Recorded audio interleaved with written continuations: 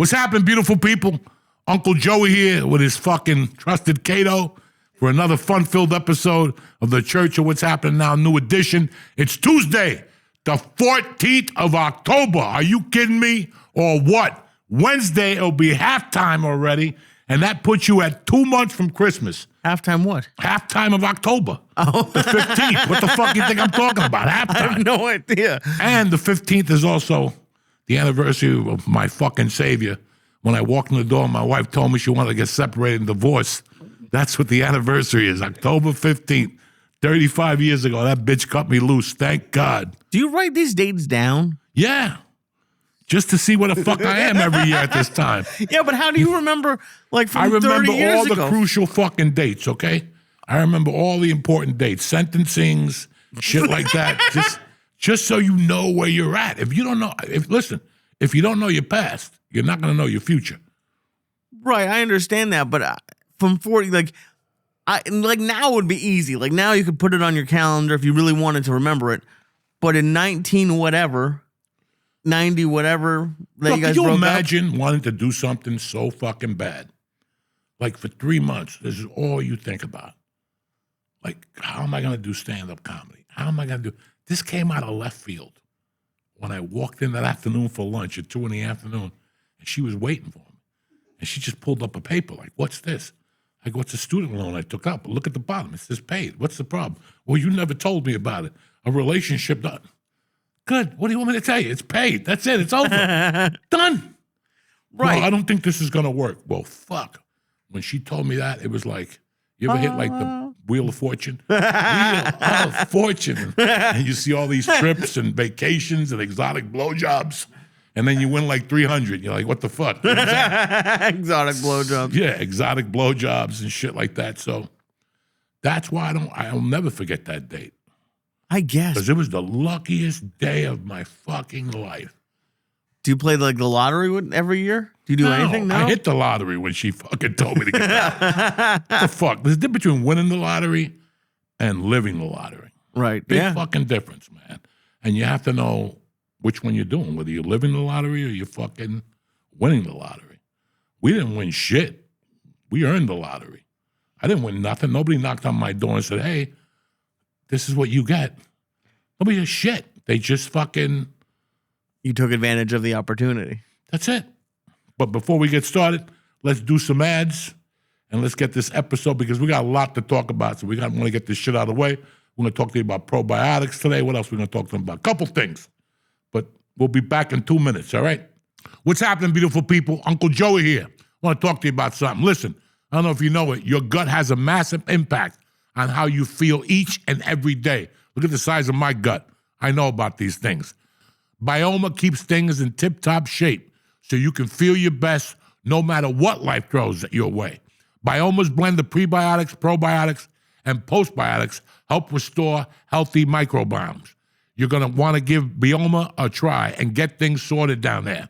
Listen, I love it. I take 2 of these every day, and my stomach feels tip-top magoo. My blood tests are even coming back better. So if your gut is full of the wrong bacteria, get Bioma and get it together. It's not just about being smooth and regular digestion. Your gut can mess with hormone levels, energy, weight management, and even lifespan. So what I'm going to do is this. Take 15% off your Bioma order. To get started, just click the link in our show notes and press in code Joey, Joey. That's code Joey, Joey at Bioma.com. That's code Joey, 15% off when you click the link in our show notes. Thank you. You ever wake up in the morning and you're feeling a little ho-hum? Well, it's time to put some magic back in your breakfast with Magic Spoon. Magic Spoon makes high-protein, zero-sugar cereal and treats that you'll remember from your childhood. It's great if you're carb-conscious, and it comes in nostalgic flavors like fruity, cocoa, and frosted. Me, I like the cocoa and the fruity. I love them. Every serving of their cereal has 13 grams of protein. Do you hear what I'm saying? 13 grams of protein, 0 grams of sugar, and only 4 grams of net carbs. No time for a bowl? Magic Spoon makes crunchy cereal treats that are delicious. They're packed with 12 grams of protein for an on-the-go option. Great in the morning and around workouts or as a midnight snack, how I have them. Get $5 off your next order at magicspoon.com/church. Or look for Magic Spoon on Amazon or in your nearest grocery store. That's magicspoon.com/church for $5 off. And enjoy it, Jack, because it's good. Kick this motherfucking meal, Lee.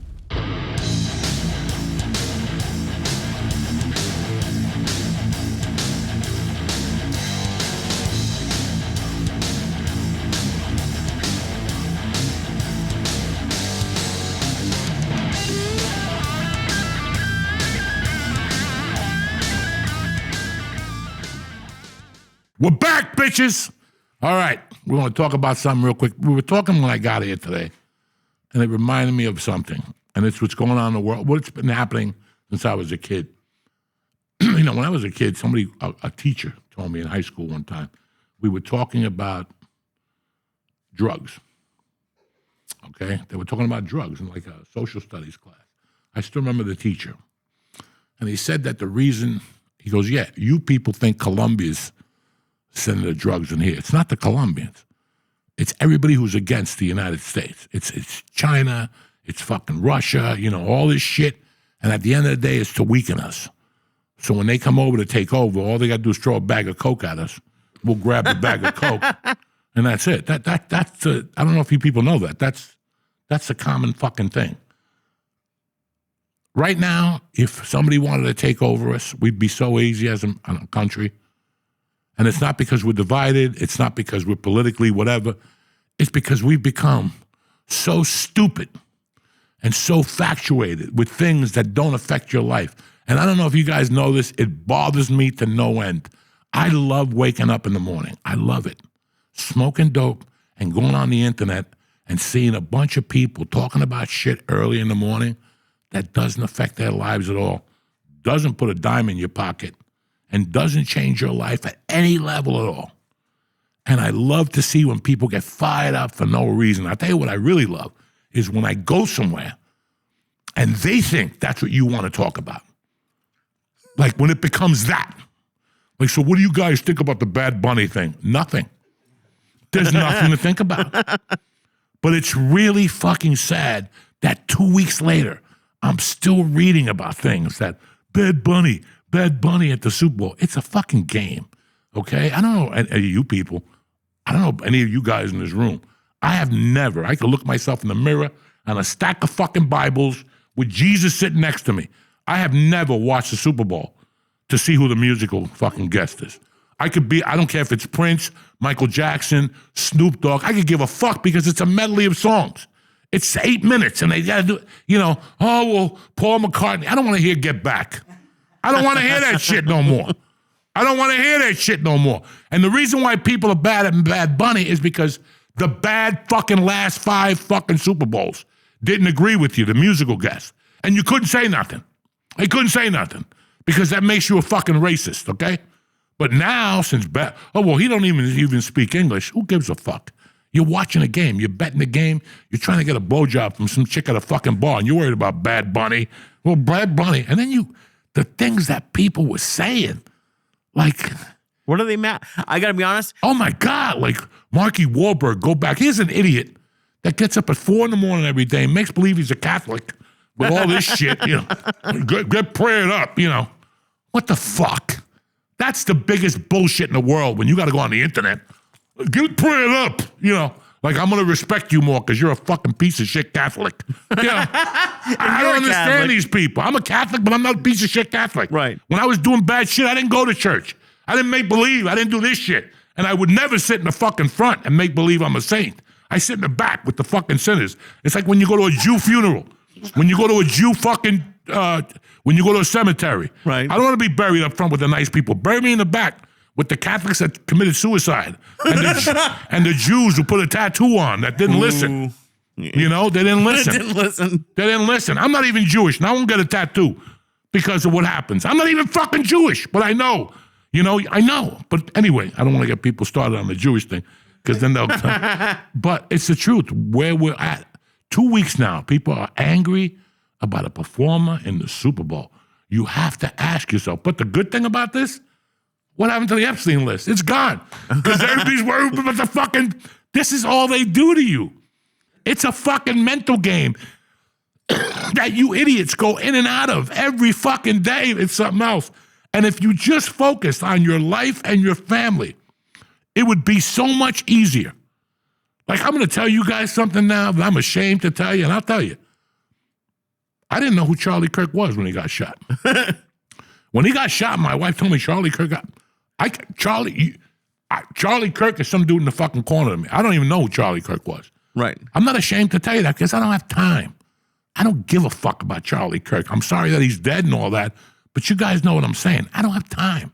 But it's not even that you don't, because I'm so busy in my life. Right. And focused on what we're trying to do and on a daily basis. And I look at my daughter and I look at us and what needs to be done. What needs to be fucking done? Not Charlie Kirk. Not fucking the Super Bowl. Not anything. Not anything. I don't understand how people who bitch all day about, the price of eggs and, this and the economy and this and that. Well, then focus on it. Yeah, but that's not fun.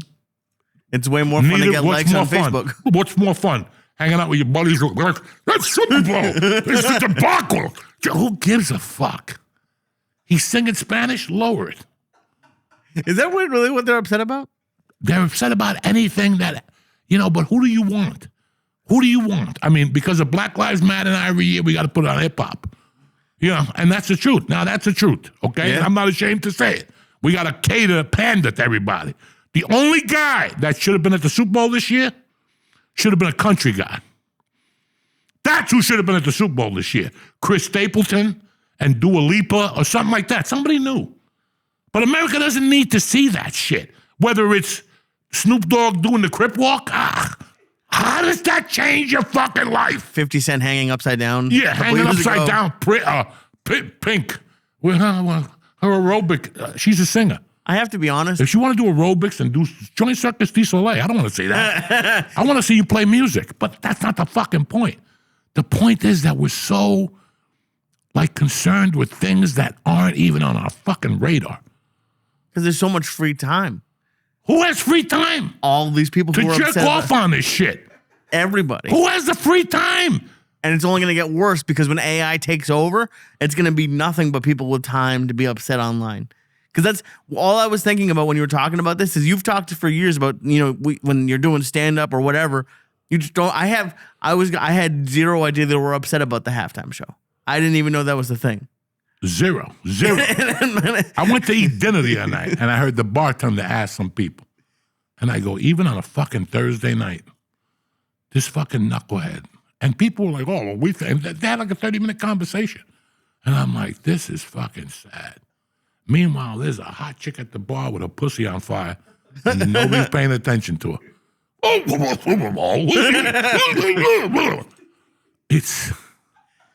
It's been... And for a guy like me, it's very hard because I've lived my life not giving a fuck. Right. Not even listening to what you have to say. I really could care less. When people call you with, you're from 8 to 4, you're doing business. Even when I'm in the gym, I'm thinking about who I got to call. Do you know what I'm saying? When I get up in the morning, there's a window. And I do my writing and you go on the internet, whatever, you read, whatever the fuck. But after that, everything I'm doing is preparing for my day. I get mad at my wife. When I go in the shower, I don't want nobody in the bathroom. Don't be in there finishing up your hair. My wife has a problem that if I tell her I'm going to go take a shower, all of a sudden she needs to go in that shower. And I'll tell her, get the fuck out. I love my wife, 25 years, I respect her.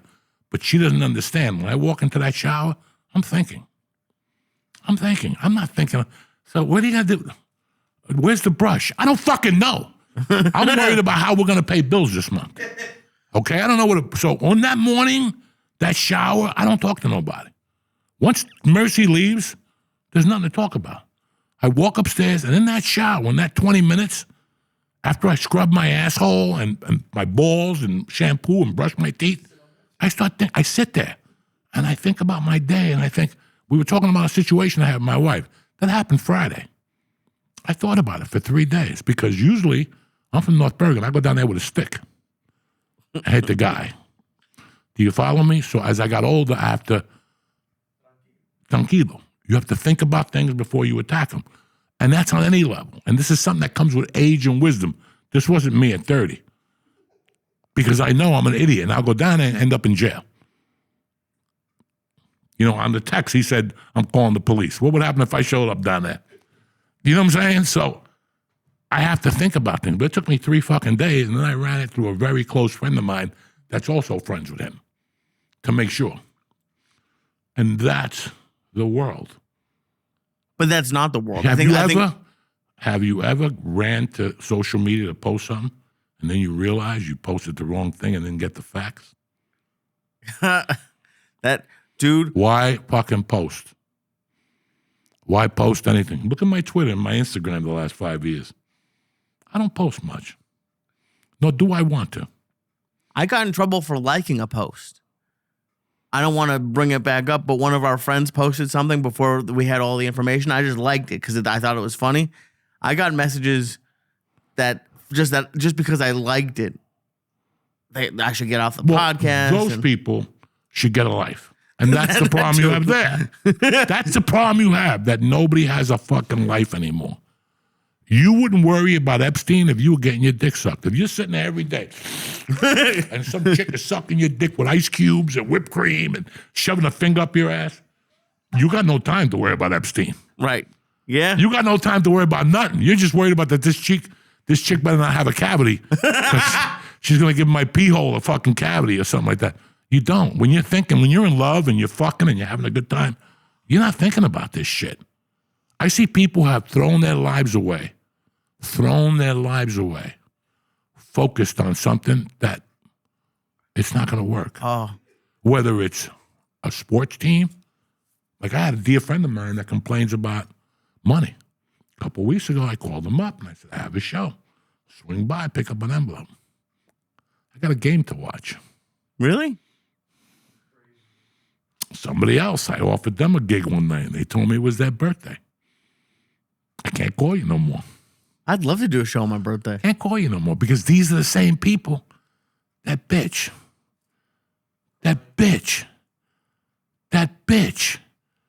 Right now, if I'm half these people on the internet, I wouldn't be on the internet. I'd be fucking working 3.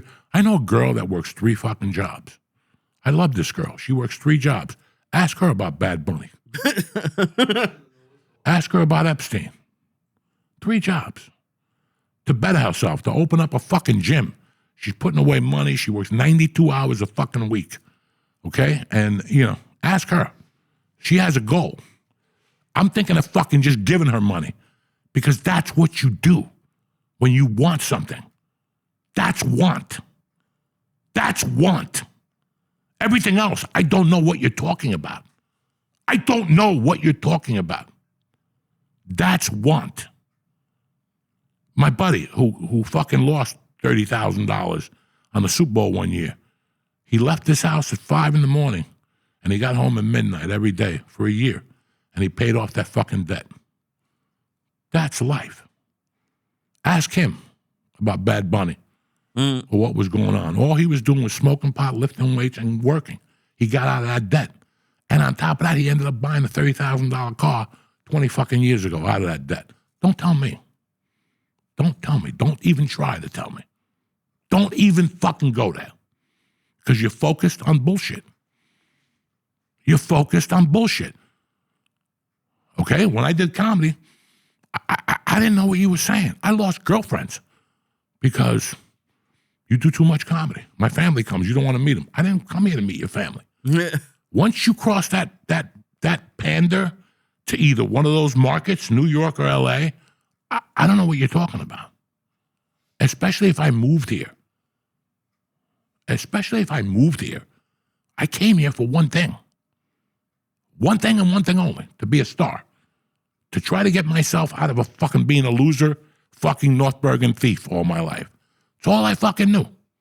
That's all I knew. I didn't know about anything else. I didn't know about concerts. I didn't know about what the Mets did. I don't know what the LA Rams did. I didn't give a fuck. And some people, to some human eye, goes, you didn't have a life. I didn't want a life. Because not having things is no life. What do you mean by that? Not having things is no life. Not having the simple things is no life.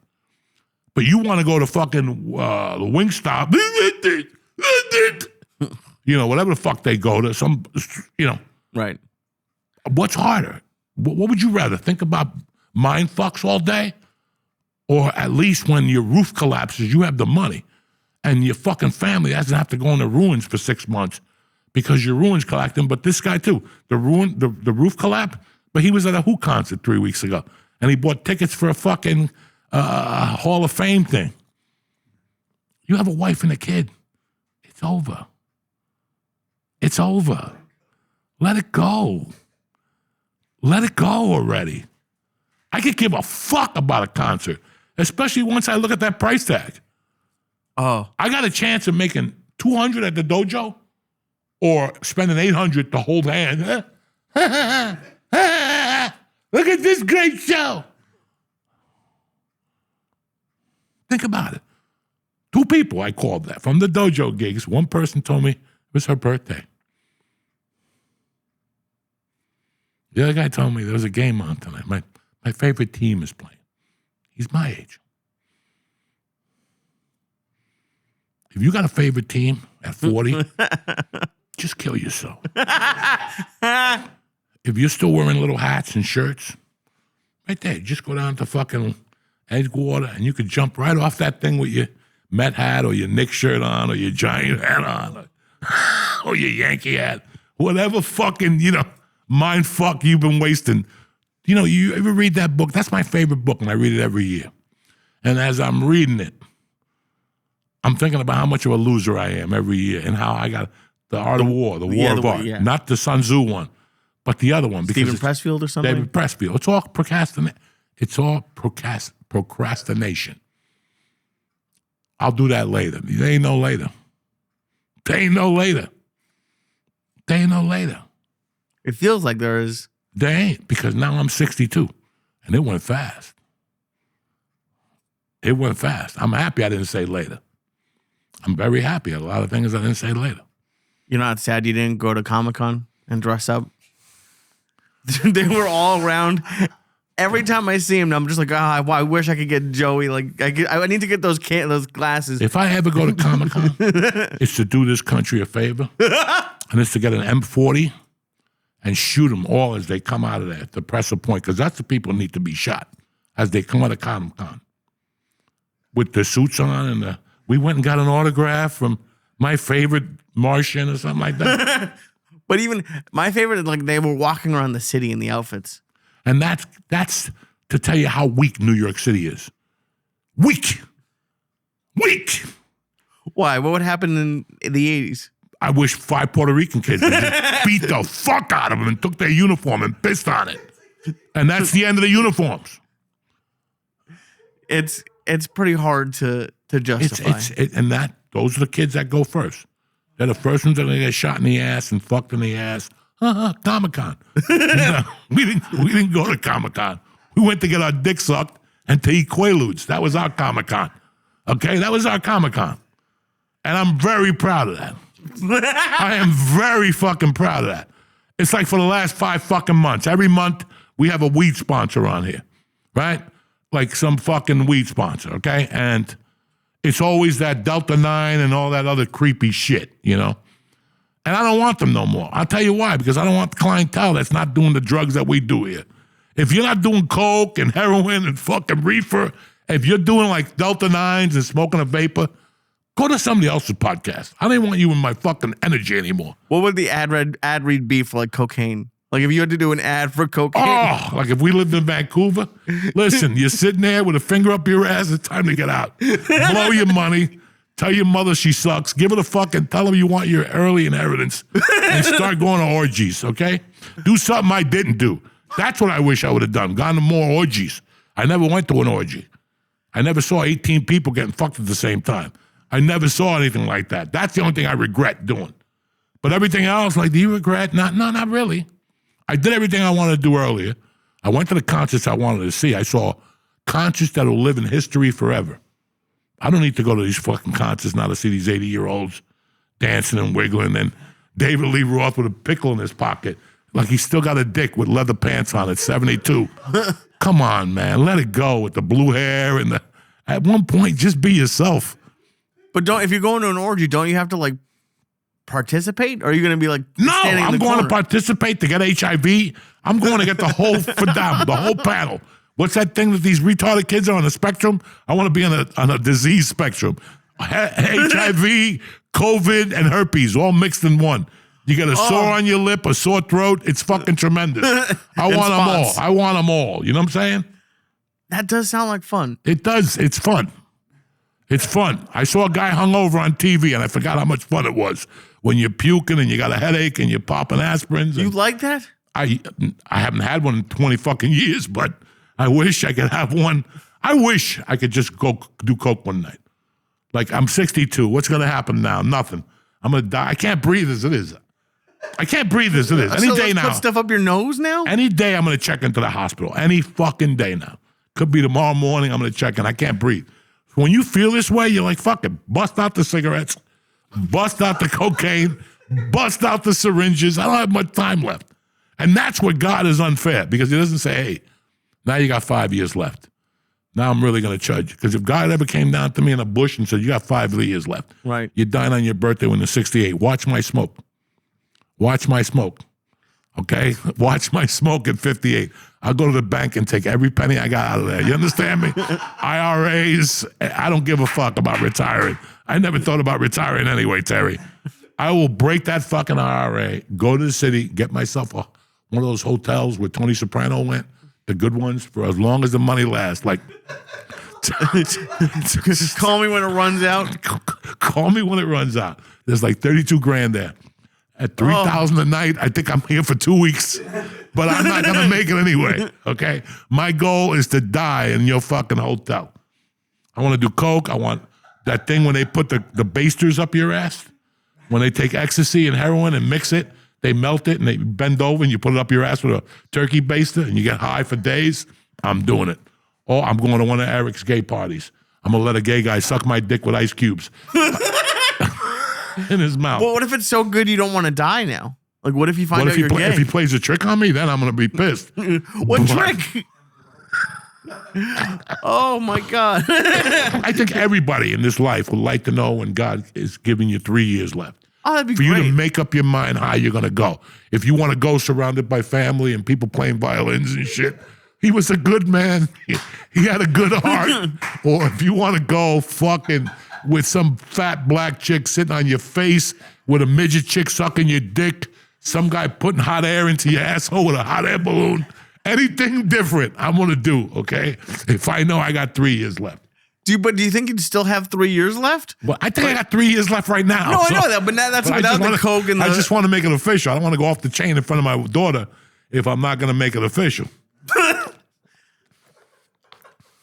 That would be pretty fun. That'd be a fun way to go. That's the way to go. That's the way. Listen, think about how you're supposed to live your life.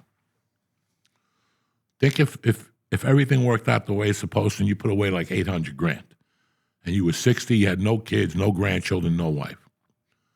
What would you want to do with that 800 grand? You gonna leave it to your retarded nephew? No. That's a fucking idiot anyway. He's never going to do nothing. What would you do if I told you were dying of cancer and you had a year left and you have $800,000 in the bank account and you don't give a fuck and all your credit cards are clean? That means you could use them all and tell them all to suck your dick because they can't tag them on to somebody once you're dead. Right, yeah. You're going to burn through that 800 grand. Well, right? if you have kids, so you have to have nobody. Yeah, nobody. What would you? How do you want to die? In a boat? Oh, a boat would be fun. Fuck that. You want to die in a plane crash while you're doing coke with the pilot and you're getting fucked in the front and the pilot's got his back turned to the fucking skies and she's a chick and she's jumping up on top of you and you're like, the plane's going to hit a building. Who gives a fuck? Who gives a fuck? We're going to hit the 9/11 building. Hit it again. I don't give a fuck. Yeah. Think about all the things you'd do differently if you knew you had an expiration date and how we live so fucking careful as pussies. And that includes me. I'm the biggest fucking pussy in the world. I'm the biggest pussy in the world because I got scared. You know, I don't think I'll do coke again because I made a promise. But I wouldn't mind doing a line of heroin. heroin does, like, that's the one I think I'd like. Well, Molly I want to try, but Molly I want to try even if I'm not dying. Again, what? Why play with the little drugs when you get the I don't think best? Molly's a little drug. Molly's a little drug compared with H. That's God's love. That's God's love. You know what I'm saying? When Yeah, but if I when want to God do it, sends you I that want H to. and you're sitting there, like I saw a movie of a guy getting shot in 2 arms by heroin, and he was getting his dick sucked in the village. Louis Pinero, what's his name? Fucking the guy that wrote Cuba and his teddy bear. There's a movie about him, and there's a scene where he's got a syringe in each arm, and some chick is sucking his dick, and I'm like, man, that's the way to go. Like Jesus, like that, like getting your dick sucked with 2 syringes in your arms and a blowjob. That's what Jesus should have done. That's how I would have fucking gone out of this motherfucker. A blowjob really does fix almost anything. No, it makes everything a lot better. Yeah. You think about it. But not even, listen, we're being, I'm getting silly here now, but it's the truth, man. We don't live, we live so cautiously. And I'm the number one guy because I had a daughter that I live a little cautiously. Because that's the only thing that saved me the last couple of years. Because now in my mind, even if I did time, how much time am I going to really do? So if I'm going to blast you, I'm going to fucking blast you now. It's not going to be a punch to the head. I'm going to hit you with a table, and hopefully you're going to need psychological help in the past, squeezing the ball or something like that. Because when I go, I want to go. I do. Do you have that? I've had, like, if everything goes to shit, I'm going to kill, like, 3 people. Oh, yeah. Oh, I love that. Oh, love it. On the way out, just to go. Come here. Remember this? Bah! Yeah. Remember that time you fucking got cute? This is what you're getting now. But it's just so weird how if there was ever a time, like they're saying, like I was watching 60 Minutes last night. Anybody watch 60 Minutes last night? No. About that. A plane in New something, Boston, got hacked. Their little water department got hacked by the Chinese. Damn. And how the Chinese is going to start hacking little things to get to the big thing. And you're saying to yourself, and every day we're dealing with Chinese people, whatever. But you have to say to yourself, this is the time to invade us. Like they're taking over our country with farmland. Mm-hmm. They're starting to buy a lot of farmland. Some of it is to grow they have us confused that they were bringing slaves over here and growing weed. Did you hear that? I heard about that. Did you hear up in Boston? And then, in Maine. In Maine, they have a bunch of shit. And bunch then, of Asians. am I wrong? Did I hear that Cotter or whatever, where whoever gave us that plane is opening an Air Force base? Or is that like a fake? Yeah. Is that real? I don't know. How the fuck, dude? And then we were talking about stuff that doesn't matter. I haven't finished it yet, but have you seen that documentary on HBO Max about the Alabama prisons? No. That shit is fucking crazy. They just let guards kill people in there. And there's stuff that does matter that people don't want to talk about. No, but they rather talk about Bad Bunny. Right. And how he's going to ruin this and ruin that. And it's just, I've been watching this for years. Listen, I'm going to be as honest as I can with you guys. I have a GED. I have no fucking family. Education is whatever I've learned on the street. I got a master's degree. But as far as what people talk about, I don't know anything. Mm-hmm. I really don't know anything. Guys, it was all a joke till I did something with my life. Then it wasn't. Do you know what I'm saying? So when I talk to people now and they're stale or I feel bad for them because even I managed to do a little something, whether it doesn't matter to the world. I'm not talking about jokes or being funny. I did something else besides be a criminal, besides rob people. I wanted to do something else. That was cool for a while. It's really cool to rob people, have a good time and take their drugs. But then and that was cool for a while. But ever since I started getting, and I can't say success, because there's no success. Since I started becoming a productive member of society. What's a productive member of society? I pay my taxes. I don't give cops a hard time. I pick up litter. And you try to be as nice as you can to people. That's it. That's the bottom line of productive member of society. And I think I've done that. I think I've achieved that, if not anything else. Okay, which gives you in this country ugats that means I don't deserve nothing because you're supposed to go that and above. We're supposed to serve our country. We're supposed to do something. I did none of those fucking things, okay? But for me to be able to get up in the morning and dictate my day is bad for everybody else. Because if I could do it, what the fuck were you thinking? What the fuck were you thinking? Not you, Lee. No, I know you're not yelling you at me. understand how I look at things? Like, what the fuck were you thinking? What were you thinking about? I'm not sure if this is what you're talking, but to me, I think there's a lot of people. I think it's the trap of the day job. I think a lot of people don't, like you said, dictate your day. Most people, 90% of people in this country have 80% of their time is spoken for between work from 8 or 9 to 5. They have kids' activities, and then maybe Saturday you have to do errands. So maybe Sunday you get to watch. Like most people in this world, can you they have fucking no imagine? control. Like I had a life that I worked Monday through Friday. Saturday I watched my daughter, and Sunday we went to the in-laws' house. That was my life before comedy. Great life, if that's what you want to do. Right. But now, you want to do comedy. You feel in your bones. When you wake up at 8 in the morning and they hit you with a problem, what's the first thing you say? It's okay, because in a month, I'm not going to be doing this no more. In 3 months, I'm not going to be doing this no more. So even while you had a day job, you were still thinking about your future. I admire that girl very much that I was talking to you about. She's maybe 26. She cuts hair. She personal trains. And then she teaches Pilates after she cuts hair at night. Damn. Because she wants to open up her own gym and Pilates, thing like that. But even at 26, she made a conscious decision that this is what I want to do. I could never do that. I was not that together at 26. I was just getting out of prison for some stupid shit. But even that in the back of your mind, you're digging a trench. But you're saying, you know what? I'm going to take this money and open up a taco place. I'm going to start with a cart and then move into a little room. And then from there, open up a restaurant. People not doing that no more. And people are stuck in a day job. I get that. But again, the word is stuck. How long does it take you to realize that you're stuck?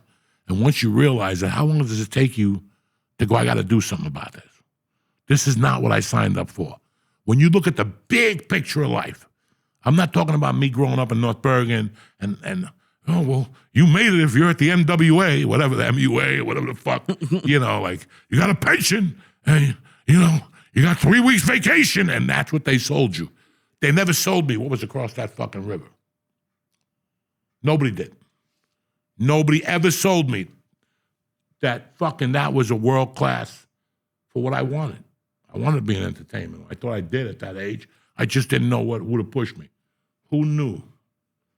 Nobody told you follow. So we get caught up in our own little direction. Like, let's say you grew up where Terry grew up. You ever go where Terry lived? You ever go where Terry grew up? yeah. It's 2 hours out of Nashville.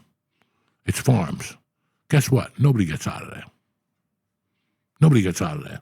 What happened was when America started shitting on America and selling all their fucking, gave everything to fucking, the Indians to do, that area really fell down. Like Buffalo, like Cleveland, like Cincinnati, like that was the fucking American, Pittsburgh steel, Industry, yeah. Industry. But then they took all that. So to be stuck in those towns right now is harder than it was when there was that industry, because at least you had something. You didn't have a lot of education. Your parents didn't come from much, but you're making $22 an hour in this fucking industry that's You could support a family. Yeah, you could support a fucking family. But if you get stuck there now, Terry got out of there and went to Memphis, which is no fucking picnic. And then from Memphis, she went to LA, and you look at people's progressions. And I was progressing, but I was I was just going from one place to another to be a loser there. You know what I'm saying? Like, you're traveling. Why be a loser in North Bergen when I could be a loser in San Francisco for a few months and get chased by the cops there? Oh, I ran out of time there. Let me go to Seattle and be a loser now. Some people go to places with commitment, with something. I had nothing. I was just going there because the cops were looking for me here. The other day I bought sneakers at a Foot Locker. Okay. I went to the Menlo Park Mall. There was nothing to do. I was sore. I'd already worked out. And I go, you know what? I want to go to the Menlo Park Mall and see what they got. And I went to the Menlo Park Mall and I bought sneakers at Foot Locker. And I started talking to the black girl. She was cool as shit. And she's like, how long? You know, she's like, I can't believe you're a comedian and shit. You've been in movies. I go, but I worked at Foot Locker for 6 months. And she goes, what are you talking about? I could never see you working at Foot Locker. I worked at Foot Locker until I robbed the place. I was going to say. Dog, and I told her the story. I go, I had this job. Like, I couldn't find a job in Boulder. And I got these credit cards. And I was using them. And one day I applied at Foot Locker. And after I used the $20,000 in credit cards, Foot Locker actually called me one day. And they go, do you want a job? And I'm like, yeah. We started part-time. And after like the first week, I sold like $10,000 in sneakers. They go, we'll keep you part-time, but you're going on commission. Nice. And then I fucking loved it. I was just going into the cell. The other guys got high. There was a black guy. There was a white guy named Rich. I always loved Rich. He was my dog. And I was in there 3 months, 4 months, and finally one day some Chinese lady comes in with a bunch of kids, like 8 kids, and she leaves her bank withdrawal envelope sticking out of the purse. And I look at it, and the kids are trying on sneakers, and she's at the other place, and I just go, fuck it. And I take the envelope and put it in my pocket. She bought like $2,000 in sneakers for these 8 fucking Chinese kids. And all of a sudden, she can't find the money. I hid the money in a shoebox in the back because I knew this was going to get ugly. So this bitch left and came back with like 10 cops. And they cornered us all and they asked us questions. Everybody said the same thing. The store was fucking packed. If she came in here with an envelope, it must have fell out or somebody took it. She kept saying it was one of the staff members. And we're like, no, we weren't. But I took that motherfucker. Well, I just have this image of you in the referee. Oh, I had the referee suit with the fucking whistle. You know me, I'm a half a fruitcake. And fucking, while I'm talking to the cops, this one cop is looking at me. Keeps looking at me. I'm like, why is this motherfucker looking at me? And after they all left, this guy came back. And he goes, can I talk to you for a second? He goes, somebody's been using a credit card in this mall, and you fit the description. I go, I don't know what you're talking about. I work at Foot Locker. I don't even have a fucking credit card. And the guy's like, nah, we're working on the sizes now. If you know anything about this, do you want to talk about it? And I go, I don't know nothing. I work at a fucking Foot Locker part-time. That's all I know. And the guy kept bugging me. I'm sure that you, okay. Next day I went back in. This motherfucker came up again. This time with a detective. And he's like, we want you to tell us. They had no cameras back then. Right. That's the only thing that saved me. They had no cameras. So they were like, you fit the description. Do you want to go to a lineup? And I go, am I arrested? No. I'm not going. I'm not going to a fucking voluntary lineup. Go fuck yourself. I know my fucking rules, okay? Why would you say yes to that? Yeah, and then the guy came back the next day. Again. He's like, we want to talk to you. We're working on the sizes. You bought a lot of clothes. Whoever used this card bought a lot of clothes. I had suits. I had fucking pants. You were wearing the pants? Oh, I looked like a fucking model. I was buying so much. Dog, that credit card would never cancel. I would throw it away and then need something and go back 2 weeks later, take it out of the weeds and use it again. I'm like, oh my God, they still haven't canceled this thing. I was buying TVs, Scarface tapes. And you kept all of it for yourself? In my house, in a little room like a fucking Puerto Rican. I had everything in that room. Everybody else was living with one TV. I had a TV in there, stereo, fucking everything. And then that motherfucker came to my house one night. And he goes, hey, man, we're going to get a warrant and search your house and all this. But you can make this easier and you're coming with us. I'm like, I don't know how many times I got to tell you. I don't know what the fuck you're talking about. But now you're starting to get on my nerves. So get the fuck off my balcony. And he got off his balcony. I knew the next day it was going to be heat. I ran downstairs and told my girlfriend the cops are coming. I'm going to San Francisco. She goes, I'm coming with you. Oh, my God. I go to San Francisco. Why would he give you the heads up? Because he's an idiot. He thought I was going to fucking, he was an idiot. But here's what gets better. I leave for 6 months, and then I leave for a year. And I come back. And I'm driving one day on Boulder, and I didn't know that, you know those school signs that say you have to, with the lights on, 20 miles? I didn't see it. And I got pulled over by a cop, and he gave me a ticket, and I had a warrant for like some ticket.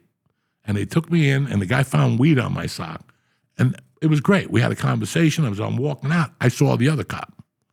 And he looked at me again. And he didn't say nothing, right? So fucking maybe, I don't know, 6 months later, I get in trouble for kidnapping that dude, and he's the head detective now. He got promoted to detective, but he never remembered.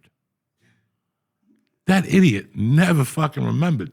I was sitting in court with him going, when is this guy going to turn around and go, this is the guy that was wanted for credit cards in 1985, but he never. And every time I'd see him, he'd go, you look familiar. No, I don't. You're like his great white whale. Like he fucking hated me because there was two cops that I turned myself into. One of them I got along with. And then in time, I got along with the other guy. The other guy hated me so much, he even showed up at my disposition for my divorce. For your wife or ex-wife? For my wife, with her when she came with her husband. She showed up over there to say I was a creep and shit, and I just laid into him. I'm like, Your Honor, this guy couldn't arrest me if he wanted to. You know, like, I don't know, because even the judge asked him, what are you doing here? And then the judge was my sentencing judge. He was now in civil court. So when he came in, and then my wife started talking shit, the judge is like, whoa, whoa, whoa. 3 years ago, you were in here singing his praises. Right. That he sang your songs at dinner and shit. Now you're coming in here saying he's an animal? It ain't going to work. And you, Mr. Police Officer, you can take your fucking rhetoric out of here. And he fucking was furious. So when we left in the court hall, in the courtroom, I started saying shit to my wife. That's when I finally beat her. That the judge said to you, I'll give you, every time she doesn't give you the kid, she gets $1,000 contempt of court. And she started crying. So when I walked out of there, I started going off on her. How's it feel now, motherfucker? Doesn't feel too good, you fucking bitch. And the boyfriend kept turning around. I'm going, tell him how I used to put carrots in your ass and how you liked it. Dog, it was prime North Bergen. You don't want to piss us off at all because our mouth goes somewhere you've never seen it.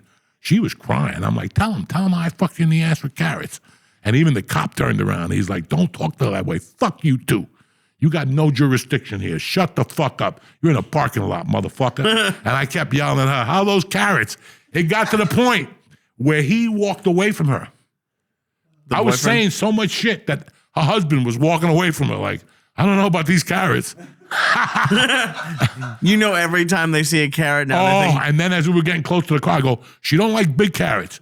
She likes the medium ones, John. And cut the tip off so you could put them in her ass easier. He was hot. She was crying, and she was like, press charges. And the cop's like, there's nothing I could do. And I'm like, that's right. How you like me now, motherfuckers? I got Bellapani. What was that judge's name? Bellapani. Judge Bellapani. There you go. God bless him. God fuck, he's dead and buried now. But that motherfucker, that's my boy, Judge Bellapani. Do you think, because I was thinking about when you were talking about like being stuck somewhere, like the fact, because you could have been stuck as a criminal, but like, do you think the fact that like you went through like failure and hardship, like you're able to bounce back more than like someone who maybe had it, like things were going well, but then the first time they hit failure, it's too much for them and they stop? Like, do you think because you went through all that shit, like you were more used to it or like you were able to deal with it better? With the failure? Yeah. When I got into comedy, I knew one thing, and this is when I'd done so many things at my age, and I was a loser at all, except stealing. And I could sell a little bit. I could sell cards, maybe I could sell on the phone. That's all I had going for myself. But I remembered making myself a promise when I got into stand-up comedy. I don't know if it was a promise or something, that if I was going to do this, I was going to do it the right way. I wasn't going to rush. I made that perfectly clear, that I had nothing but time, that I was a loser, I had no money, I had no car, I had no family, I had no apartment, I had no real estate, I had no bank account, I had a pager and whatever was in my pocket. But I said to myself, when I do this, I'm going to do this the right way. You know how many times I pulled up to the Comedy Store and there was 10 cases of Jack Daniels with the liquor store would just drop off? And you know how much those cases are? A lot. Never robbed them. That's something that I would have done if I didn't make that decision. Mm-hmm. That if I was going to do this correctly, I couldn't start doing comedy and for them saying, last time Joey was here, there was $200 missing. Last time Joe was here, the jewelry got robbed. Last time Joe was here, the cash register got robbed. I couldn't start that again. That was already my MO for years. I wasn't going to let that roll into comedy. If I wasn't good at comedy, that was one thing. Then I'm not good at comedy. Then I'm not good at comedy. But I wasn't going to let something that I found out years later, and the expression was, I'm not going to let my character, my shit character, ruin my destiny. So even though I'm a fucking degenerate junkie, I'm not going to let it get in the way of that. I'm going to shoot my whatever the fuck I shoot when I have nothing to do with that. And I'm lying to you there because at times the coke did cross my comedy career, but not to the amount you would have thought it. Like I would have thought the only time ever that it really got in my career was right before I quit. A year before I quit, the Improvs gave me a shot one night. I got into an argument with the guy that runs the Improvs. And the Improv, he goes, you want a shot, motherfucker? We'll give you a shot. So they gave me 2 headline nights in Ontario. Wow. Now Ontario's an hour 10 from where we lived in Hollywood. They gave me those 2 dates with the fucking thing that I was not going to have a problem and that I was going to do radio in the morning. Well,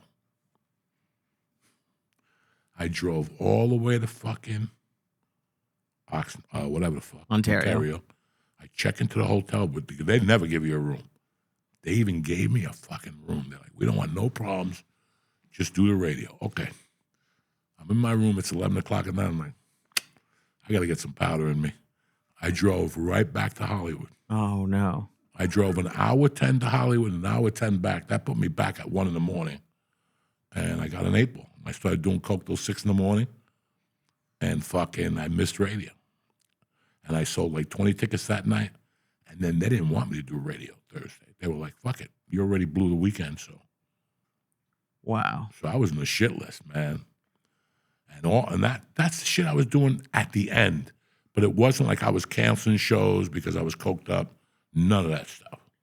Did it take you a while to get back in with the Improvs? Yeah. It took me a couple of years after that. That had to be 2006. And I probably didn't work an improv till like 2010. Damn.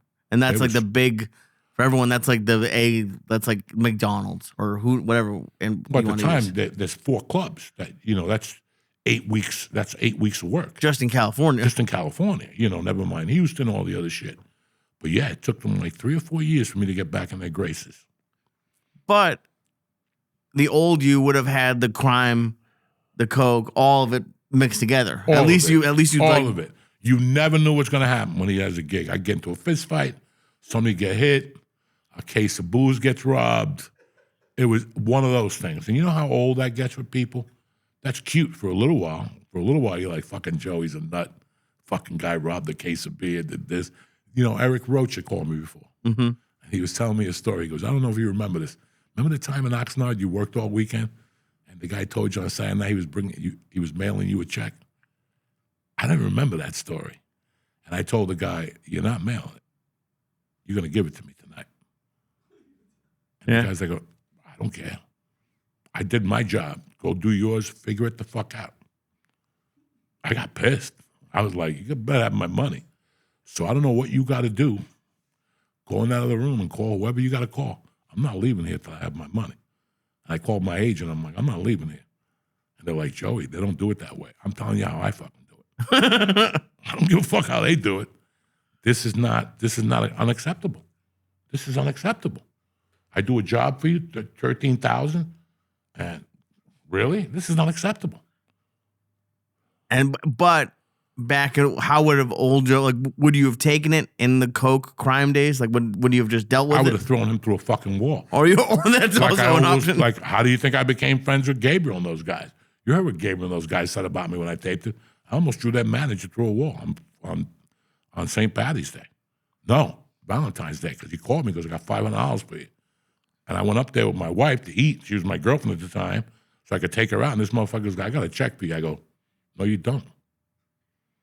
It was like fucking when Chaz told him, now you can't leave. No, you don't have a check for me. You have cash for me. And the guy's like, I don't know what to tell you. I know what I'm going to tell you. Go get that fucking cash. Because I got coke on my mind. Okay? And I'm not leaving here without my fucking cash, or you're going to pay for the coke. And people will look at me and go, what the fuck? Yeah. I didn't give a fuck. I didn't, and I used to, and I loved one person's reaction to my life, and that was Rogan. Because I would say shit in front of Rogan, and Rogan would just shake his head. Motherfucker. I would go off in front of him. To who? To the managers, anybody. When you were opening for him? Oh, yeah, and Ari would have to pay me. I want my money tonight. Ari didn't pay you. Yes, he did. Yes, he did. The other opener paid you? And he was just as poor as you were. Oh, he had tons of money. Was there commercials day? Commercials and shit. Oh, okay. Kia commercials and shit. I'm like, somebody got to pay me. That's $750. It's a Saturday night. $750 is little to you. It's a lot to me. Yeah. And I need this money tonight. So. And now I would love to see them try to pay you with like Venmo or all that stuff. Like I constantly get paid. You know what was one of my favorites? A couple weeks ago, they did a bucket they were passing around. The guy came and gave me 5 singles. I was like, why even? I don't want this now. Like, he folded it up 5 singles. Speaking of a bucket, I did one of those shows once. I've done a couple of them. And I wasn't going to take the cut. I just put my hand in the bucket and took it. The guy goes, you left without getting paid. I know, I'll catch you next time. He didn't know I'd taken $250 out of the bucket. Get the fuck out of here. I'm gonna wait for your bucket. Oh, that's I hate that. The bucket. I did one in San Francisco that like they make you wait at the end of the show and like it's like you're paying. It's like you're the Santa at Christmas. I'm not doing that. Oh, there was a guy in San Diego, that idiot that's on he thinks he's a big producer now. He used to run a show in San Diego. This is how crazy people get. He used to run a show in San Diego where old people get bussed in and they would all live on donations and shit. And he would always bother me. How do I get into the comedy store? And then something happened. He got on a show about selling houses, and he thought he was fucking, And one day he called me. He's like, I really want you to be my show. Can you come to an audition? And I'm like, Sean, are you fucking retarded? Either you give me that or you don't. An audition for a comedy show? Like a fucking real estate show. Oh, one of those shows where they flip houses. I would love to see you flipping a house. No, I'm not flipping a house. I'll steal the house. I'll rob the house. I ain't flipping no fucking house. Oh, you could do a show about like squatters. You could go like set someone up for squatting at that. I don't know anything about that. If I do a show, it's about getting my dick sucked or rolling joints. That's the only show I'm doing. I'm cutting lines or how to make free base. I don't want to do nothing no more, okay? Nothing. How to make free base. People don't even call me no more. I got auditions. I don't even get callbacks. And guess what? I don't even give a fuck. It's who I am now. I'm sick. What do I expect? The only thing I can depend on right now is us going and doing stand-up comedy.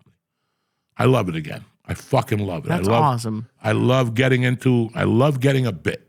Yeah, oh, yeah. Once you get a bit and you can build on that bit and take your time, stand-up becomes a fucking paradise. I got a ton of shit lined up for next year, even fucking Netflix. Nice, dude. And how long did it take? Because at the beginning, I don't think you ever hated it, but you didn't love it, I don't think. After the pandemic, it was tough to love anything, you know? I was burnt out, Lee. I was fucking burnt out, man. And I didn't know it. Sometimes you don't even know what level you are. And I'm burnt out today still about some shit. Like, you just burnt out. I can't take chit-chatting. Like my agent called me, all right, Netflix, all right. So what do you want to do about a second show? Let's just book the first show. But they're going to, just get the first fucking show. End the story. I don't want to hear it. I don't have time for this shit. I'm going to die any day. I'm 62. I don't have time to go back and forth. Just fucking get the date, get the fucking deal, and then we'll worry about the second show. We're going to hold them off like there ain't no second show. And then it sells, then we pop the second show. So we take them off their fucking thing. But in our world, there's no second show. Right. You follow me? It's a fucking process. It's a fucking mental game for them. If we drop our pants right off the bat, then we got nothing. Why drop your pants? Play with them a little bit. You got one show. Right. We'll take it from there. Get the numbers right on that one show, and then there's a second show. But if the numbers ain't right, what are we talking about here? It's like when people call you up. So what are we going to do in December when we go to Florida? I don't know. I don't really fucking know. I'll tell you December 10th when we leave. I'll tell you. But for us to sit here for an hour and discuss, what if you break your leg? Now we're not going to Florida. Now we just wasted 2 hours on what we were going to do. Who gives a fuck? Go get your dick sucked. That's all you need to go. Go do it on stage. That's the 2 hours you had talking to me about nothing. Right. Nothing. So when people call you like, yeah, so what are we going to do? I don't know. It's a week away. And right now, tomorrow is all we got. I don't know nothing about Thursday, nor do I want to know about anything. Most people can't live their life like that. That is one of the nice parts about doing your own thing and doing. Keep it simple. It's easier said than done. Though. Keep it simple. How do you keep things simple? By taking the noise out that doesn't matter. And sometimes you have to do this. You ready, people at home? And it's a shitty way to think. But it works for the Jews. Can't wait where this is. And it's like, and this is exactly. No bacon. And you have to think this in your head all the time. This is what goes in your head all the time. All the fucking time. All the time. All the time. Ready? How is this putting money in my pocket? How is this conversation putting money in my pocket? How am I profiting from this? How is this making me better? That's the thing that's going on. When somebody's telling me about something I don't need to hear, that's what's in my head. How is this making you better? How is this going to work out for you? How? This conversation you're having, where is it going? Nowhere. It's like that guy that calls you every week. Okay, I got it together now, man. After the third week, you're like, I don't want to hear it. You couldn't get it together if I gave it to you. You couldn't get it together if I gave it to you. You know, and that's the state of mind. How am I making fucking dough right now? How is this going to my fucking, how is this building on me? I'm at an age where I need a house. I need a car. I need clothes. What you're telling me doesn't do any of that shit. Doesn't do any of that shit. Nothing. And once you level it to that extreme, and it's a horrible way to live, but it'll get you to where you need to go quicker than your fucking stupid system. Because and I'm not talking about you or anybody here. I'm talking about your stupid system doesn't work. You want it to work? This is the drive. When you wake up in the morning, how does this affect what my mission is? Right. It's like, what would Jesus do? But yeah. How does this affect my mission today? It doesn't. And talking about it doesn't. Doesn't. The only thing that talks about is how I'm going to make it happen today. When you listen, there was a time, and how I know this, when you're addicted to drugs, when you're addicted, George, when you had your little problem there for years, when you woke up in those mornings, what did you think about? Exactly. Did you think about pussy? No. Did you think about your mother or your grandmother? No. Did you think about how you're going to eat? No. And that's the school I came from, the addicted mind. So when you're addicted, why do we act like that? We're addicted to success. But we don't think like that. We don't think like that. We don't wake up in the morning, put our feet down and go, God, thank you for giving me a day. Who do I got to stab in the fucking eyeball to get to where I need to be in my life today? And that's a little, that's a little over-exaggerated. Over-exaggerated. What do I need to do today? Not tomorrow, not in the month. Today. That's going to profit me mentally, physically, spiritually. I don't care about Bad Bunny. I really don't care about the Epstein list. Right. People got mad at me when I talked about vacations. Another thing, that everybody thinks they deserve a vacation. No, you don't deserve ugats. You deserve nothing in this life. We earn everything. You don't deserve dick. I don't want to hear about, I'm stressed out. You want to know stress? Stress are those fucking, don't even get me started. You know what I'm about to say. That's stress. What we make in our lives for stress and the excuses we give ourselves are bullshit. But that word deserve is like, yeah, because no one deserves anything. Nothing. The bluebird of happiness is not going to knock on your door and give you what you want. Very seldom does that. I was watching a show, that stupid show with the guy from Mad Men. He's got a really good show on Apple. Oh, when he's a thief? When he's a thief. And there's a breakdown in that. The woman breaks her life down in that. And it's very interesting to a woman's perspective. Mm-hmm. She goes, I had to let that guy lay on top of me every night for 10 years and do what he wanted with me. I deserved something when he died, you know, like her perspective of shit. You know? Right. But it's just so weird how I see more people losing it on a daily basis. Like you cannot, you know, and it's like Josh Wolf was here a couple months ago, and we talked about that time in Hollywood. That time was very special in my life because nobody had anything, including Ralphie May. Nobody had anything. It was 6 or 7 guys trying to make it, and nobody had the answer. But it was one of the most interesting times because we made it. But our whole life at that time, there was no, Ralphie May didn't talk to me about sports or girls or Epstein's list. All we talked about was stand-up in those days. It was like a mini fucking camp because everybody I dealt with was in that world. I didn't deal, unless my coke dealer or something. Everybody I dealt with was in that comedy world. Right. So it helped you. You were surrounded with it. You know, Nick and I were talking about a friend of ours, a girl. It's not that she's a loser or that she's an idiot or that she's a fucking dickhead. It's that she's had shit people around her all her life. And she doesn't even know what's real anymore. She doesn't even know what a good relationship is, what a good man is anymore, nothing. Because she surrounded herself with shit from time to time to time to time. This guy cheated on her with a hooker. The guy before was 10 years younger than her and got her pregnant, a Muslim. You know, it's like you're not helping your life. What is the thing you bring it up a lot? What did Einstein say, or like the definition of insanity is doing the same thing over and over? Yeah. When I snorted coke every day thinking I was going to get a different perspective, it's insanity. You know, I get up every morning, I smoke pot. I don't think it's that insanity because I don't get the same result every day, you know. I do. I get the result to get the fuck out of the house. That's my result from smoking pot at 7 a.m. That it gets me out of the house by 8:30. Well, let's play devil's advocate. Do you think, and I know, do you think your life you'd be any more productive? Anything would be more positive if you cut weed out? Yes and no.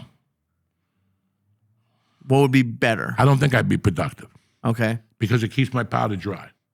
I'm at a level right now, I'm not smoking pot because it's getting me high. I'm smoking pot, I'm using it like a fucking pacifier. Okay? Like when kids use a pacifier. Right. That's all I do with drugs. That's all I've ever done with drugs. Is there a pacifier? For me, weed is the last thing left from my past. It's the last thing left from my past. But like you're unique because there are some people who, if they had the same past, doing a little bit of weed could like send them all the way back. Like, have you ever thought like, you know, smoking weed might send you back to doing coke, or it's just not how you act? No, that's pussy shit. That's pussy shit. That's excuses. Well, if I drink, I'll relapse. Then don't drink. Right. Then don't drink. I think for me, listen, I get pot that's 45%, and I barely get high. You know, I'm not gonna lie to you guys. It's crazy. You think I eat 500 milligrams? You see look what you look like on 5, and look what I look like on 5. It's not working. That's somewhere wild. along the other night, I took 3 of those things. Oh, 1,500, and I ate 2 fucking taffies. Okay, and all I got was munchies at night, but not even munchies where it was like I ate. Like my wife made Toll House cookies, and I ate 3 of them. You know, it doesn't. But for me quitting, look, I can't breathe, and I won't quit smoking in the morning because it's the last thing I have of my past. It's the last thing I have as a reminder of what my life was. That's the last little piece. It's just me going to a weed store and smoking dope. Now, if I said I was going to Colombia and coming back with a kilo of coke because it was the last, I'm bullshitting you. right. I'm trying to turn. But this weed thing for me right now, after lunchtime when I smoke, nothing really happens. I get high for 10 minutes. And then if I took a break, Right. I'm already taking breaks. Nothing really happens. But do you think you've also not come to terms with, but like you're okay with, okay, I'm okay with whatever, like if it hurts my breathing, I'll accept that. Because someone could say, well, you know, if you're having trouble breathing, quit weed. But I had breathing problems without the weed. I quit the fuck. When I went from the hospital, I didn't smoke weed for a month and I still had problems. So I'm like, what are we doing here? Right.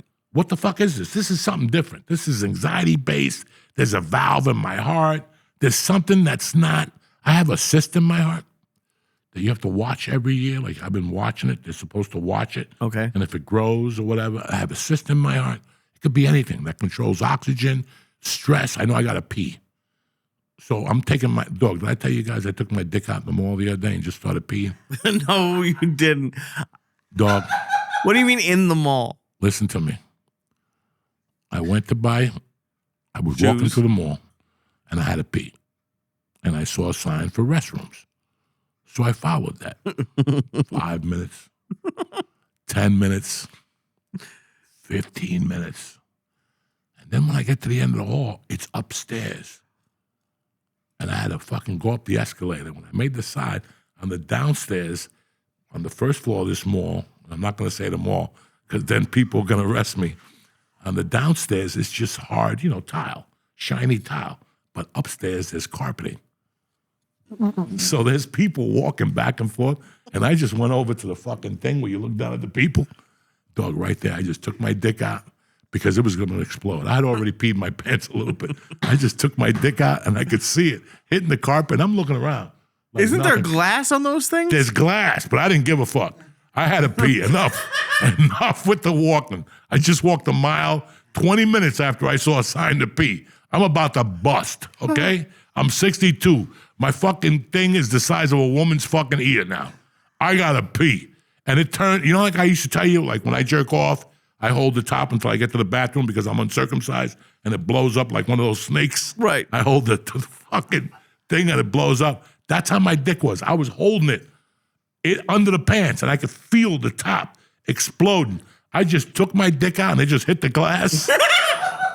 And then it just started dripping. And I stood there, dog, and I'm like, these cameras are going to catch me. And I let the top go out, like, just to relieve me. And I put my pants back in. I looked down. I had a stain this big on my pants. I had to go out to the car and spray Febreze on my fucking pants. It smelled like old man piss. But I pissed right at the mall and then kept walking like nothing happened. And I was like, bro, they're going to call me like in a day. They're going to come to my house and go, Mr. Diaz, we need to talk to you. I haven't said nothing. Then I went to the same mall the next day. And I'm like, did you go up to see if it smelled up there? nah, I didn't even go to that side of the mall. Can you imagine what the rug smells like? My wife went to the mall with my daughter because I told her where to go get the Mercy's jacket. That's when she came back. I go, the second floor? She goes, yeah, it was. I go, did you ever find the bathroom? She goes, no, they put it. I go, that's why I took my dick out. She goes, no, you didn't. So I just took my dick out. When I took it out, the top of the snake, it just went bah, and it hit the glass, and it was dripping down the glass. It was yellow. I don't get, dog, I can't do it no more.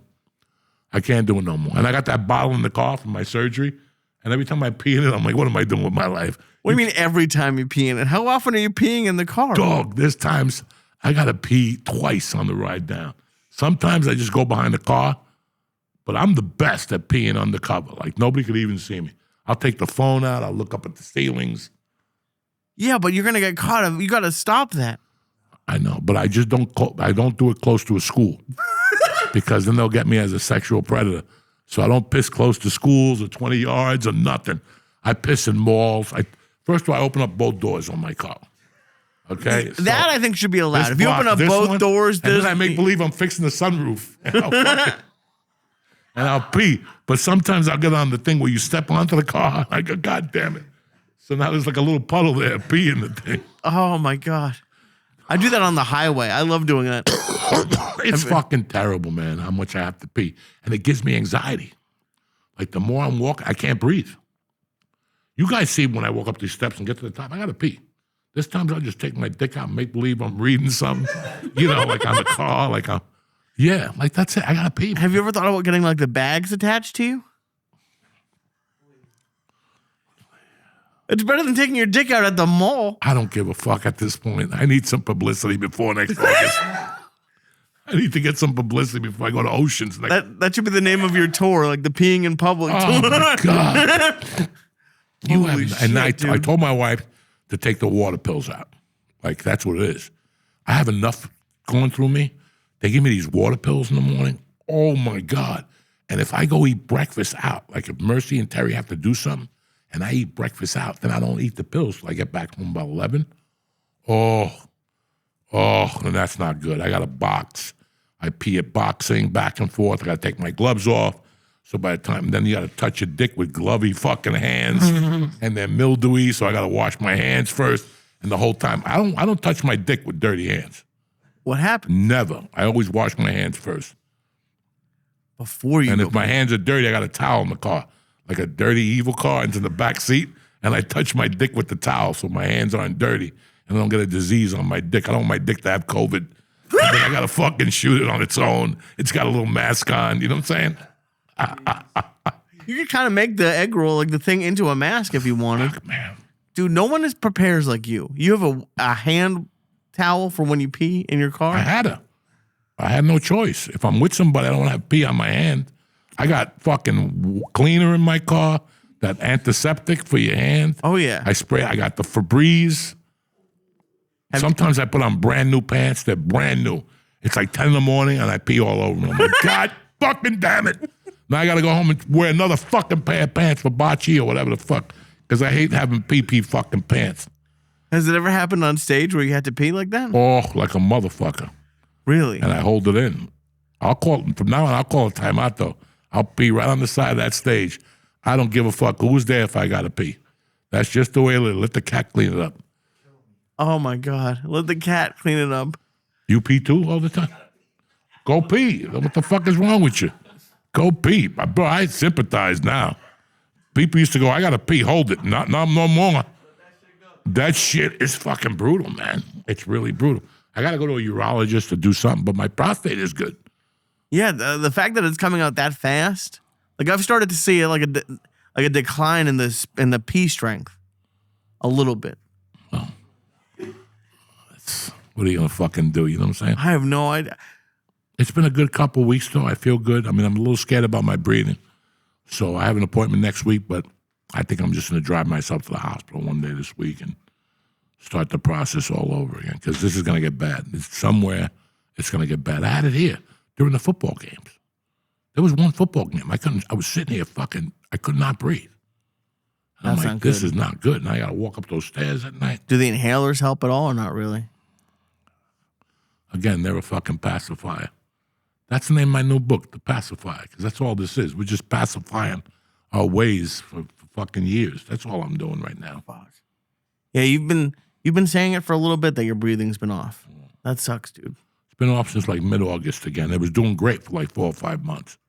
Great. I was rolling 2 or 3 times at jiu-jitsu. Now I can't do shit. I haven't even been to jiu-jitsu. I'll do a private with Sean, but I can't go to class because I don't want to tell people that you got to stop. Do you have that problem doing stand-up breathing? Because breathing during stand-up is a huge if I couldn't breathe. No, it's weird. When I do stand-up, I've been so programmed to breathe, and you just understand breathing more when you're doing stand-up. It's unconscious for me. Like if I'm around here, I have to worry about breathing. I have to think about it. When I hit the bag, I have to hit with intention and breathing. When I do stand-up, I don't even think about it. It's just your heart, just whatever. It's just second nature. What do you got for shows this week? Anything good? This week, I'm with you on Wednesday at the Dojo, and then Friday and Saturday, I'm at Roar in Springfield, Massachusetts, and Sunday, I'm at Laugh Boston. Look at you. Oh, yeah. And then stuff in New York coming up, but that's this week. This week, yeah. Wednesday, we got Dojo. The following Thursday, we got the Bucket Show at the Dojo. And then I think I take a week off for Halloween. We don't know what we're going to do yet. Then the following week, I'm in MGM Grand, but that Wednesday, I'm at the Stress Factory as a warm-up show. So I'm doing that just to keep warming up in front of audiences. November 5th is the Stress Factory, and November 8th is D.C. So if you're not doing anything and you're in the D.C. area, swing by. Tickets are available and they're cheap. If you're not doing anything in Jersey, November 5th, come on out. There's no school that week. No? No. That's why I'm going to D.C. that week, because fucking the 8th is, wow.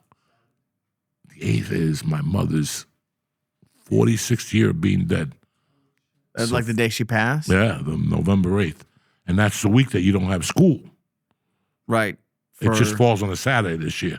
It's also election week that year, right? So it's election the 4th, and so we got nothing. You'll be peeing all over Washington, D.C. Oh, I can't wait. I can't. Peeing at the fucking Washington wait. Memorial. I can't fucking. Like I said, the casino is only 20 minutes from the D.C. So my daughter and my wife are going. The lady who was in charge of that fucking place used to work with my wife. Oh, cool. My wife called her the other day to see if she could get a room, and she goes, "Come on Wednesday. I want to see you anyway. Come Wednesday. I'll put you in a suite, the whole fucking deal." But she said that when the guy told her, these are the offers we got for this year, she goes, there was like 6 comics I wasn't going to bring. She goes, when I saw your name, I brought you in here. I don't even give a fuck if you sell a ticket. I just brought you here to bring your wife. Oh, perfect. It was perfect. So they'll come down? They're coming down? yeah, they're going down on Wednesday because they want to, I'll be alone Right. on Wednesday, thank God, for 2 days. But they want to go down just to DC shit. It's, and I say it all the time. It's so crazy to me. Like Mercy looks at my Instagram stories now, and then she's like stealing your phone and going on Instagram. She's at the bar posting. That was, guys, I got a call from my wife about 10:15 Friday night. She goes, Joey, the girls are outside playing softball in the dark under the lights. They don't want to come in. I go, why do they have to come in? She goes, well, it's 10:30 at night. Who gives a fuck? They got no school tomorrow. Let them play. Right. Let them play. When I pulled up, all those girls were under the lights because it was dark in my neighborhood. They're playing catch under the light and stimulating, fucking stealing third or whatever. That's cool. And I pull up and I go, ladies, what the hell are you guys doing? And they're like, we're practicing, Mr. Diaz. I go, get in the house. I'm taking you out for a cocktail. Dog, those girls ran in that house. Ran in that house. I said, you got 10 minutes. I thought they were going to wash up. They came down looking like, what's that show with the 4 hookers in the city? Sex in the City. Sex in the City. All of them had mascara on and tight pants and shirts, and their hair was up. They were ready. Ladies, where are you guys going? And the one little Jew girl was like, we're going to Osteria. Blah, blah, blah, blah, blah, blah. And I get there, and it was Friday, and it's after fucking 9. So I'm like, you know what? I'm not going to go in there and put them at the bar. Let me go put them at a table, and then somebody will ask, and I'll bring them over. My little Jew girl looked at me. She goes, I ain't sitting at no table. Not the Russian Jew, the Jew girl. She goes, I ain't sitting at no table, Uncle Joey. I'm going to the bar to have a drink. I go, and also my daughter got up, and the Mexican was pouring water for them, and they just got up, dog, and walked up. The Mexican's like, where you guys going? They went to the bar. I ordered them cakes. They have the best chocolate cake there. They have the best chocolate decadence with like ice cream and fruit. Nice. Oh, my God, and homemade whipped cream. I got 4 of them. Ooh, cakes like in Shirley Temple. And I got them all sodas with cherries in them. Yeah. And then I stepped away and I left them alone. And I watched them for 20 minutes, and it was the funniest thing I ever saw in my life. You'd think they were like Madame Fifi. They were taking the cherries and popping them in their mouths and eating the chocolate. And then I got them in the car, and it was like fucking, I wanted to crash the car because they were all talking about different things all at the same time. It's like cocaine. You see it. You fucking see it with kids. When you give them sugar, they go off the fucking deep end. And I took them home, and when we got home, they're like, we had such a good time, Mr. Diaz. We're going again tomorrow night. And I'm like, okay. And then at the bar, her phone died. That's why, because she goes, leave your dad, leave your phone. I have to call Mom real quick and ask her a question, because Mom said to bring her a dessert. I didn't know what dessert. Right. That's what she was doing. What is it called? Underrated? Underage at the bar. Part 3, yes. Just posting stories. She's funny on Instagram. She put up a story the other day. She's like, who wants to DoorDash me food? Oh, yeah, she was at school. She was at rehearsal at playing the bass, and she didn't bring fucking food. So I was sitting there, and all of a sudden I see the story, and I go, you dumb bitch, I told you to bring fucking a sandwich. I told you to bring something. Now, when I picked her up that day, she's like, I'm starving, Dad. We gotta go. I love it. And it's only gonna get crazier. It's only going to get crazier. Once she starts driving. Oh, I've been bothering lately to drive. Really? And she doesn't want to do it? She's got to learn now. Who wants to learn when they're fucking 17? I'm going to teach her in that truck. Oh. And you're gonna just turn her into the Uber driver. Yeah, so when she gets a smaller car, she'll know. Oh. I could put her in that truck. That truck will have 200,000 miles by the time she's fucking. I'll save that truck. I bought that truck. Right. So I'll just give it to her. Let her bang people with that fucking truck. Let her cut off a motherfucker with that truck. You're not going to teach her in a Honda. Teach her in that truck. And she sees a bigger vehicle and then a smaller vehicle. Yeah. She'll react a lot better. But that's it, man. It's just another fucking fun week. This is my time of the year. Fucking 2 more weeks after Halloween.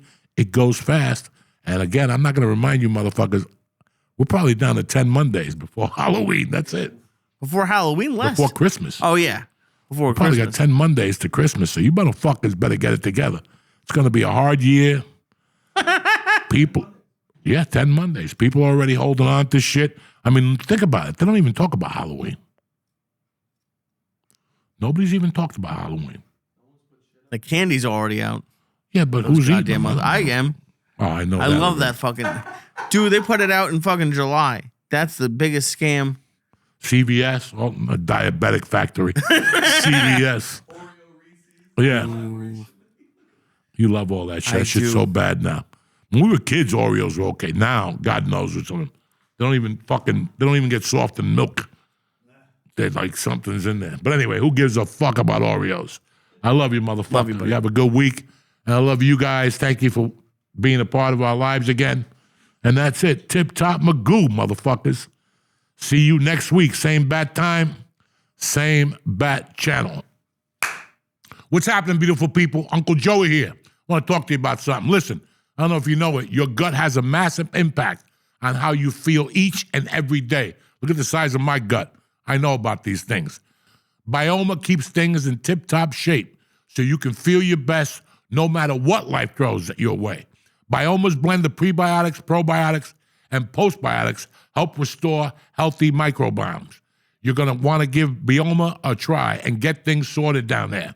Listen, I love it. I take 2 of these every day, and my stomach feels tip-top Magoo. My blood tests are even coming back better.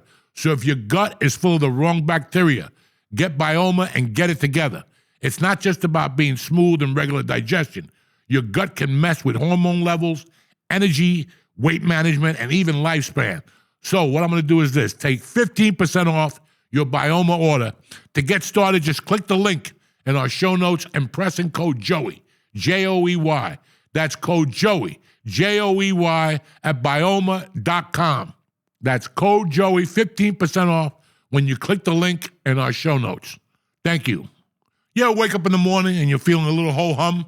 Well, it's time to put some magic back in your breakfast with Magic Spoon. Magic Spoon makes high-protein, zero-sugar cereal and treats that you'll remember from your childhood. It's great if you're carb-conscious, and it comes in nostalgic flavors like fruity, cocoa, and frosted. Me, I like the cocoa and the fruity. I love them. Every serving of their cereal has 13 grams of protein. Do you hear what I'm saying? 13 grams of protein, 0 grams of sugar, and only 4 grams of net carbs. No time for a bowl. Magic Spoon makes crunchy cereal treats that are delicious. They're packed with 12 grams of protein for an on-the-go option. Great in the morning and around workouts or as a midnight snack, how I have them. Get $5 off your next order at magicspoon.com/church. Or look for Magic Spoon on Amazon or in your nearest grocery store. That's magicspoon.com/church for $5 off. And enjoy it, Jack, because it's good.